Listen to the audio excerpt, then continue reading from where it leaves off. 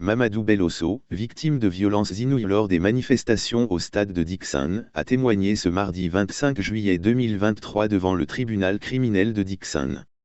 Né en 1988 à Dabola, Mamadou Bellosso se souvient d'un temps où il admirait Dadi Camara, le président de l'époque. Cependant, cette admiration a rapidement cédé la place à l'horreur lorsque les événements ont pris une tournure dramatique au stade de Dixon. Devant le tribunal, Mamadou Bellosso relate le moment où tout a basculé pour lui. Voulant fuir, il a tenté de monter dans un manguier. Malheureusement, il a été pris pour cible par un béret rouge, qui l'a tiré le pied.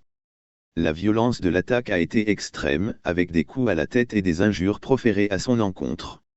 Mamadou Bellosso explique qu'il a été témoin d'actes ignobles commis par ses forces de sécurité. Des femmes auraient été violées dans le couloir où il a été battu. Son récit poignant décrit une scène particulièrement choquante où une femme a été violemment agressée, son jambe bleue déchirée à l'aide d'un couteau.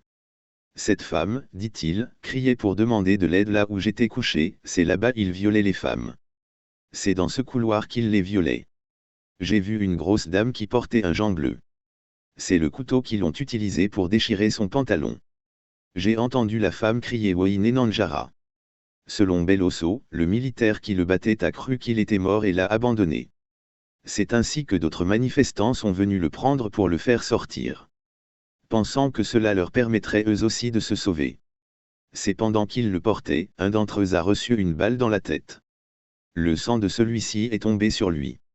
Mais les trois autres qui le tenaient ont continué leur sauvetage. Les tirs devenant plus intenses, ils l'ont abandonné au niveau de la mairie de Dixon. C'est là que des éboueurs l'ont trouvé et l'ont mis dans leur charrette. Le récit continue avec l'intervention d'un autre groupe de manifestants qui ont tenté de lui venir en aide.